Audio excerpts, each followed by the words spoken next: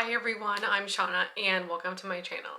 This is a interesting update that is coming to you. This video is not titled my classic low buy update because the central focus of this video is why I'm transitioning to a no buy. And so in this video I'm going to talk a little bit about kind of how I'm doing, how the past month has gone, like what's going on, and then I'm going to talk about why I'm doing a no buy, why I made that decision, what it's going to look like, for how long, all of that kind of stuff. So this is a big video, lots to update you on. So let's get started. First and foremost, I do think that this is going to be a long video and I don't have all of my thoughts together. Like I have some notes down here that I'm going to be referring to, but I don't have all of my thoughts and feelings about everything kind of sorted at the moment. So this video is in part a process of like dealing with like how I'm feeling and those kinds of things. So let's first talk about how I'm doing. And April was a super tough month, and I do want to talk about the pandemic first. If you don't want to hear it, there's going to be a timestamp in the bottom that will tell you when that kind of conversation is going to be over. In Ontario, we are in the third wave of the pandemic. We are now seeing the highest positivity rates in my province since the start of the pandemic, the highest number of cases since the start of the pandemic, the highest number of hospitalizations, and all of that kind of thing. We are now in a lockdown for the third fucking time. A lot of our government, our local government, our provincial government has royally fucked this up. Not just like they opened up in February too soon when they were told not to and did it anyways, and now we have highest caseloads. Our hospitals are overwhelmed. Our hospitals are now having to start to triage life and death situations. And people are being moved out of their communities because hospitals are full. It's a shitty situation. Our government just kind of keeps doubling down on like what's been happening. They decided, Doug Ford decided that he was going to give police extra measures to be able to randomly stop people in the streets, in the car, randomly pull over anybody who is out in public for any reason to ask them why they're out in public. The bright side of this situation is that basically every local police force said no, we're not doing it, Doug Ford, and he closed down parks and golf courses and eventually said, I made a mistake. It's like Ontario is a shit show. Like it's a shit show, and our vaccination efforts are so behind the US. We're currently at 60 and over in most places. I believe it's 60 and over. I'm currently not eligible to have the vaccine. Majority of the province is not eligible for the vaccine yet. There are certain hotspots that like anybody who lives in that hotspot can get one, like anybody over 18, but I don't live in said hotspot. Many of these are located in Toronto. So my research is again on hold, can't go to archives, basically can't leave your house except for the grocery store, like everything is closed. So that played a big part on like how I'm doing. And there's like the pandemic, like it's the worst in Ontario that it's ever been, period. And like our vaccination efforts is just not keeping up. And it just like, I know I'm not the only one who's just like tired of it. Just tired of the situation. And I can't like, it's like just hard to deal with. Like I can't deal with more months of this situation. It's just, it's hard. My mental health in terms of the last month, worse it's been since 2020. And one of the things I wanted to talk about was that I presumed that it was like a cold or something, like the flu. Not in the sense I think it's an illness or like a disease, something like that that you can catch. I thought of it as you get it, you get over it, you have, I don't know, a month, 2 months, 6 weeks, a year, like, you know, you experience it and then like it's over. Maybe it can come back later, but it's not going to come back next month. I guess I'm trying to say is I thought I was like over it. Like I'm on the other side of things. Things are better. That's like just that's not the case at all, and it made me realize that like how I was approaching my mental health and like what mental health is and like how to go about having like the health of like to making it healthy. I wasn't, I guess, seeing it in terms of reality. That was like surprising to like be hit so hard, almost equivalent to the first time that I talked about this on my channel in 2020. And things were pretty bad. They were pretty bad for a while. I don't necessarily think I need to go and talk about exactly how bad it was. It's kind of started in March, but mostly like the worst of it was in April. Um, showed me that I needed to change the way I saw myself and how I treat mental health. So that was important. To begin therapy again. We just kind of settled on like a recurring appointment every few weeks. Part of how I've been doing like has nothing to do with the pandemic, and my personal situation at home has been particularly tough for the past few weeks, and I don't feel comfortable talking about it at this point, but ultimately I can no longer live in this home, and that's all I'm going to say about that. And one of the biggest reasons why I'm doing a no buy. Before I get into talking about the no buy, I want to briefly talk about the confidence project, and that project is gone. What I realized is that documenting the confidence project on my channel was more negatively affecting my mental health than it was doing good. It was giving me a lot of anxiety to update, and as things kind of went downhill, I realized that I'm not in a place at the moment to talk about that. I guess, sorry, I'm trying to work this out as I'm talking, and ultimately documenting that process is no longer beneficial to me. While I admire the way I was approaching things, that like I could try new things and that could be good, and there has been some good come out of this. Like January was super successful. I basically work out regularly, or I started working out regularly because of the confidence project. That's awesome. But trying new things alone is not going to change how I see myself without like deep internal work.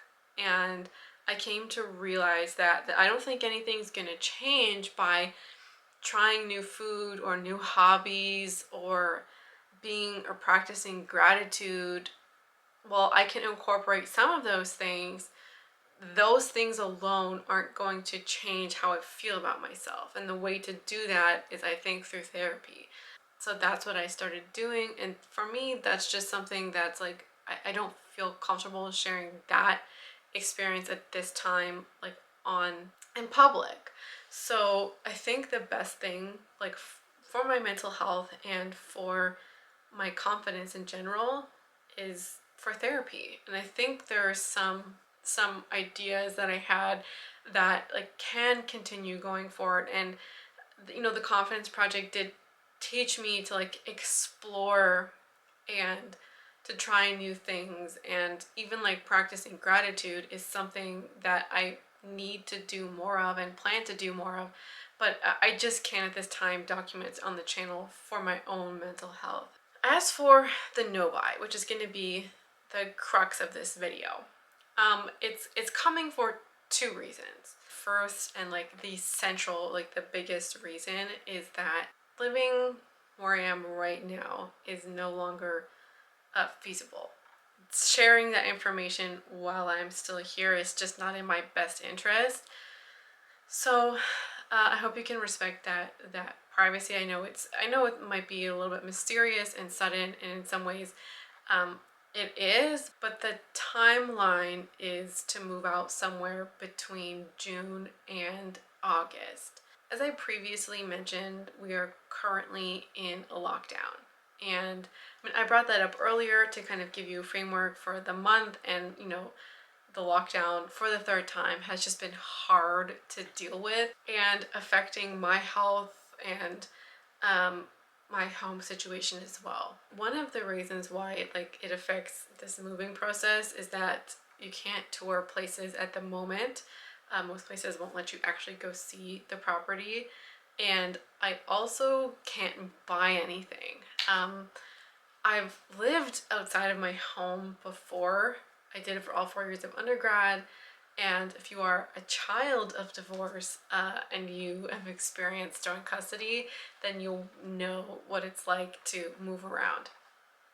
So I have lived outside of home before.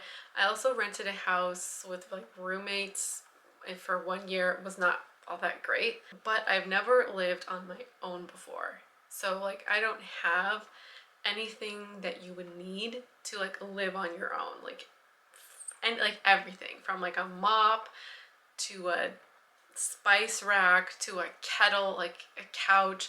And I don't own anything to do that, so I'm gonna need to basically purchase a lot, do secondhand when I can, but ultimately I need a lot of things, and a lot of things are gonna be purchased new. Like I'm not gonna get most kind of kitchen utensils used, so I can't actually go to the store and purchase these things. Like I'm gonna be buying a lot from like Walmart, Canadian Tire, and IKEA, and you can't go to the store to make the purchases. For me, for many of these things, I can't visually, like on a website, distinguish or like visually see the difference between like one pan size and another, even with the dimensions.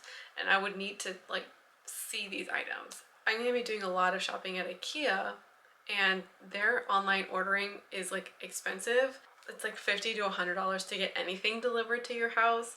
So I'm not prepared to spend that kind of money, and I want to go check out stuff in store anyways. So I can't really go and check out anything or go shopping yet. So the timeline is like reflective of that, and I can't really do that until lockdown lifts. It's set to expire, I think it's May, like somewhere between May 15th and 22nd, which is basically a month away. So, I, need to sit tight for a little bit.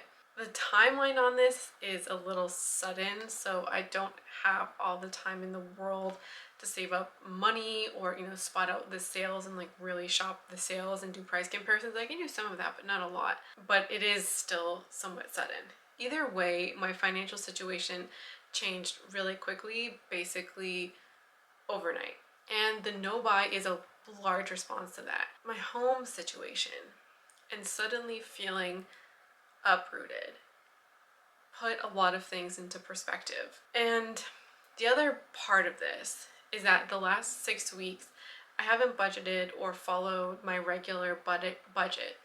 And this did have a lot to do with my mental health. Like I just didn't care, and I was like buying whatever I needed to buy. And I did fall into many of the habits I talked about the first time around, spending huge amounts of money on like snacks and convenience food. That's typically not me, and the only time I buy convenience food is generally with my partner, like rarely alone. And I put a lot of money into like snacks and convenience foods. I just like didn't care. And when you're feeling not yourself, it was hard to care. So there's that.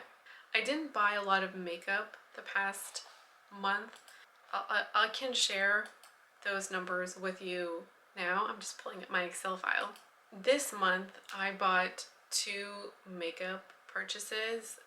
One was the Laneige sleeping mask, and I bought that during the Sephora sale.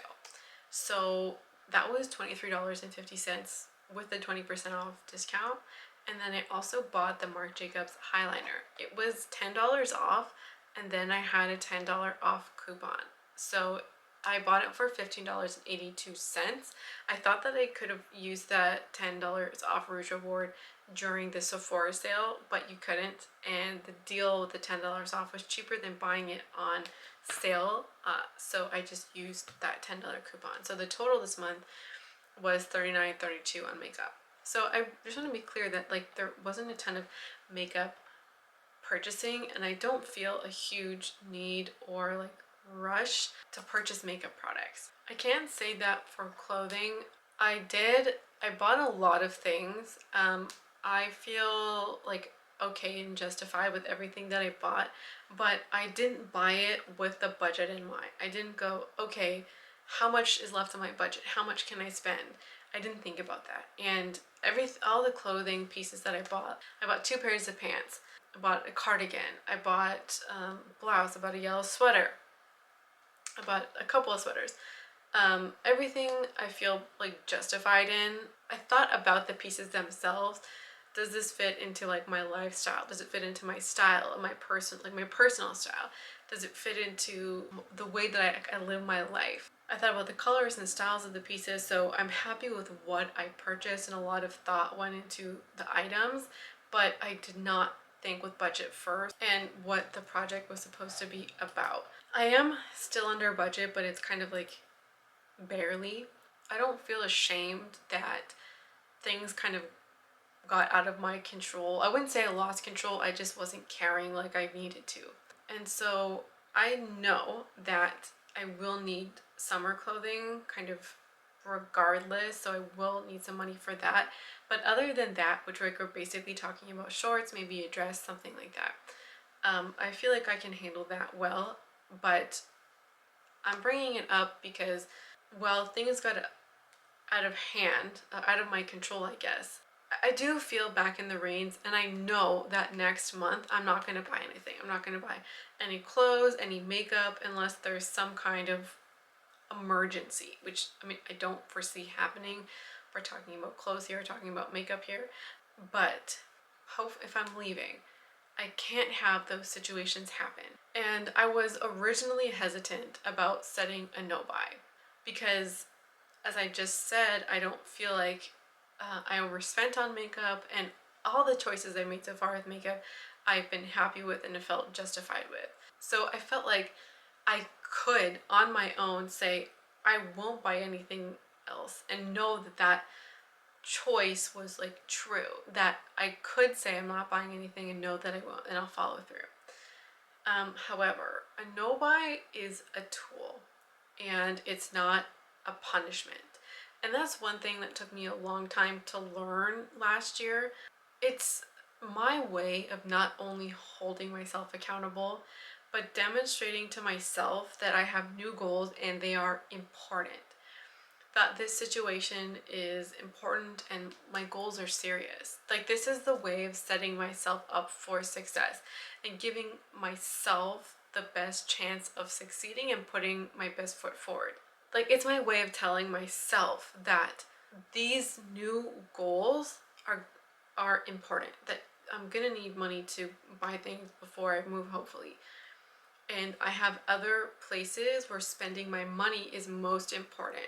And because that matters most, I'm creating the best situation for myself to demonstrate how serious those things are, and how important they are, and then give myself the best chance of keeping my overall finances in order. I never planned on leaving when I started this budgeting plan in January, but since I am, the same kind of money and room to play no longer exists. And I know that in my mind that now like the financial landscape is different and my money needs to go to different places. And I think ultimately saying this is my no buy is making it like very clear to myself and allowing that money to go to another place.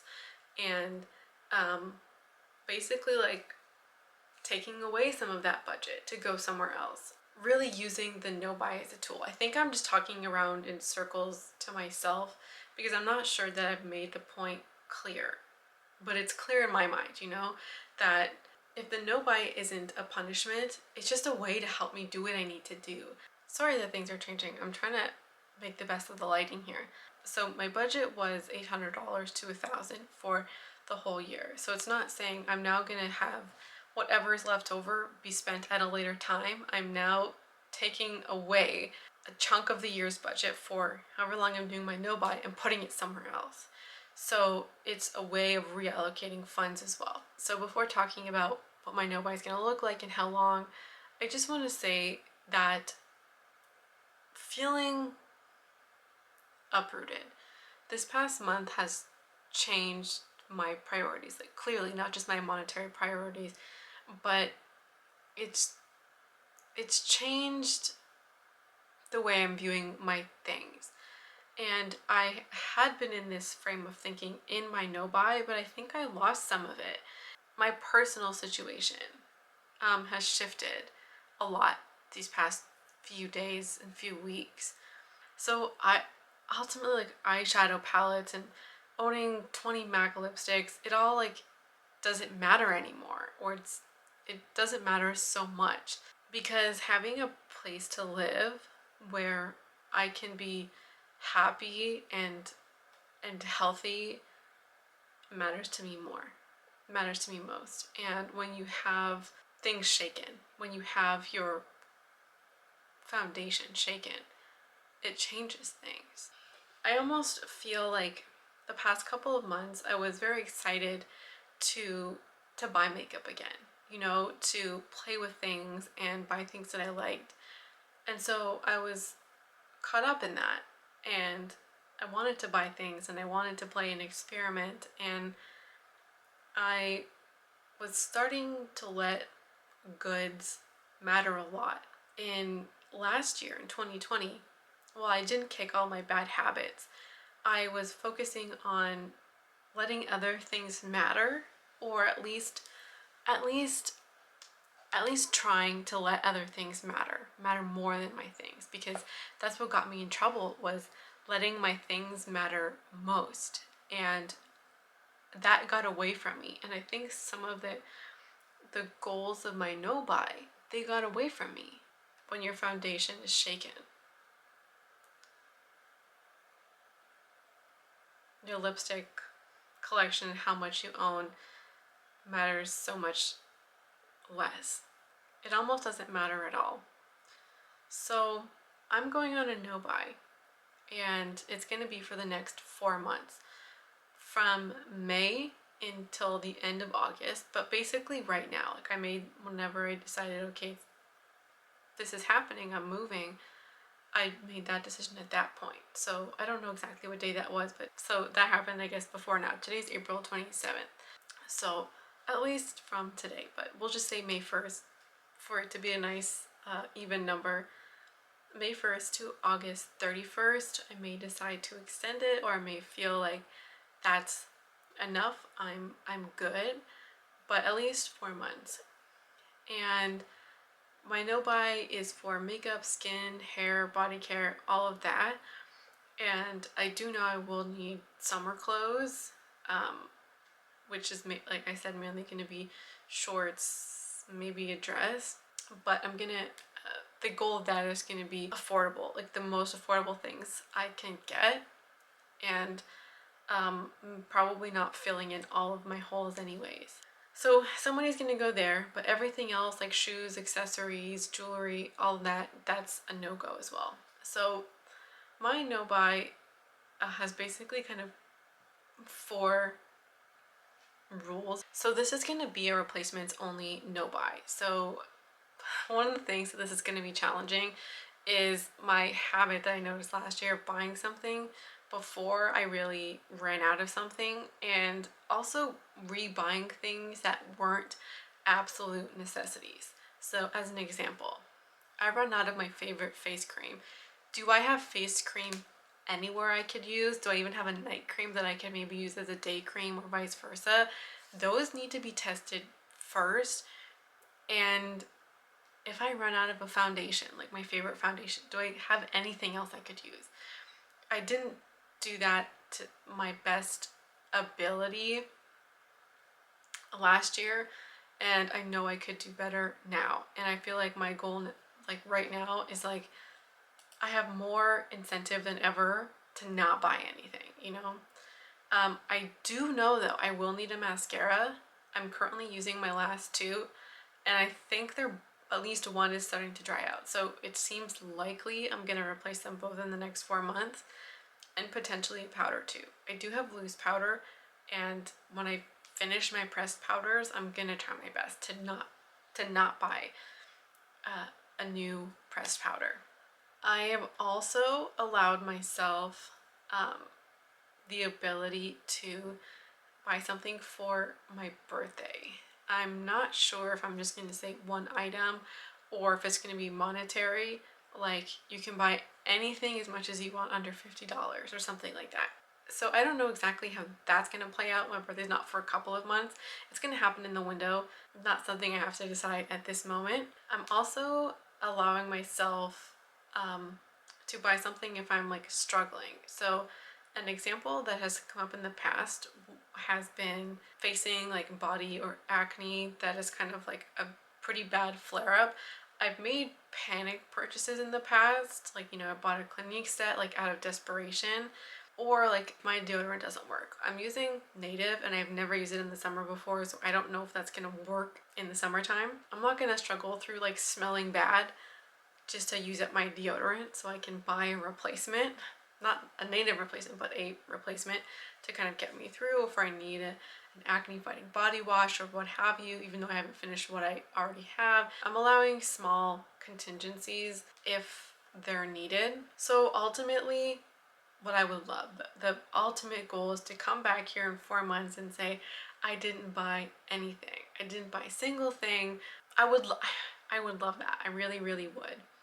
So I don't want to use any of these contingencies if I don't have to. So I think the next couple of months are just going to be, I don't know what they're going to be. Now I do want to talk about the budget before I close out. I did say that in April I spent $39.32 on makeup. I bought two things. I do want to talk about the clothing budget, and then we're actually finished the first quarter of the year, so I want to talk about how I did in the first quarter. So in terms of clothing, in April I spent $369.52. I realized I didn't talk in March about what I purchased then either.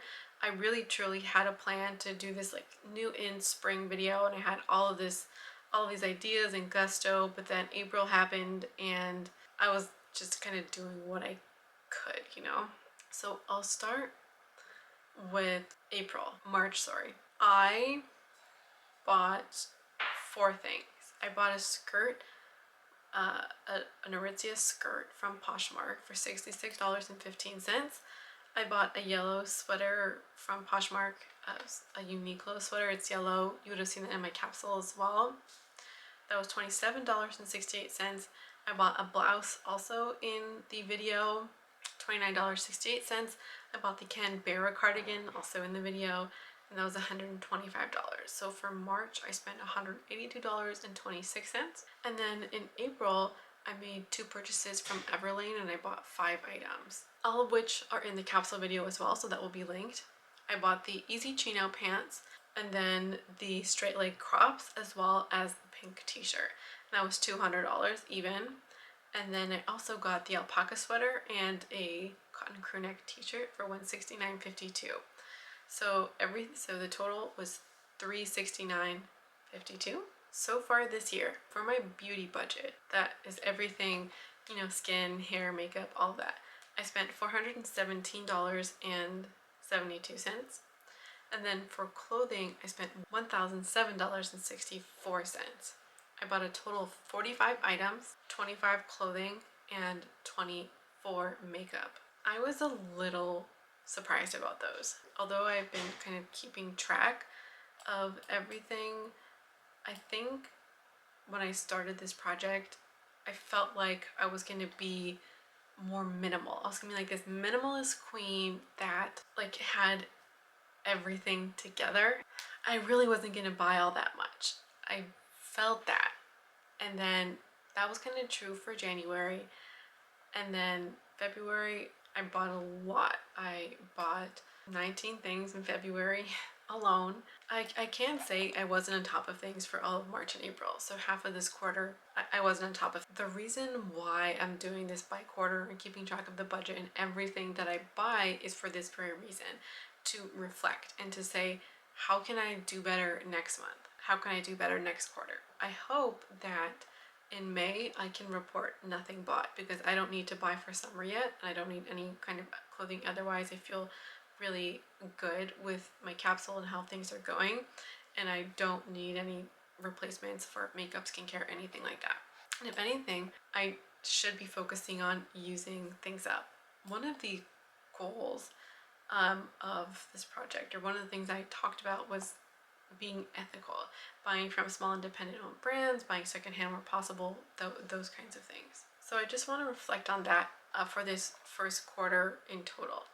So in terms of clothing, I made a total of 18 purchases, and 13 of those fit one of my ethical categories, which is 72%. In terms of individual items, because let's face it, that matters most, and that is within the range that I had set up for myself. I wanted a minimum of 30, but I wanted to have hopefully into the 40 range. So I am meeting my own goals. And then in terms of makeup, I made 11 purchases, and 4 of those 11 fall into this ethical category. That's 36%, or 7 out of 20 items, which is 35%. There is good as well. I found it easier to make ethical clothing purchases than for makeup and skincare, especially as I've been, and I think one of the things that is going to shift, or has shifted, is that price is now going to be mattering most, or at least more so than before. Because if you have a budget of, let's say, $200 for replacements, you can afford to spend more, whereas now the bottom line matters the most. And so I foresee myself spending more money on drugstore. And so I think just in terms of makeup, I'm still gonna track the ethical kind of consumption, and I still want to buy from black owned brands and small and independently owned brands where I can.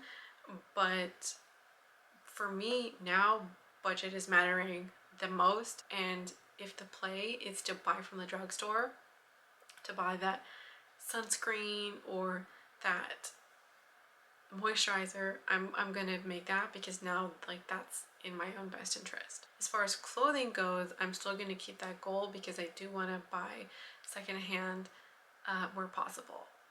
So that's gonna stay as it is. I want to say that's everything, but I know I'm forgetting something.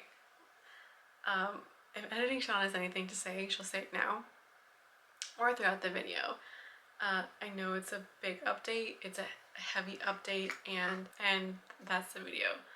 I don't even want to say I hope you enjoyed it, because this one, I feel my brain feels a little twisted at the moment, a little jumbled. Normally I like to come to these videos with things fully thought out and processed, and with good notes and structure. It doesn't always play out like that, but I try my best to do that. Whereas in this video, it's somewhat cathartic to be like, things are changing and here's how they're changing. Anyways, that's everything. Thank you so much for watching, and I hope to see you again around here soon.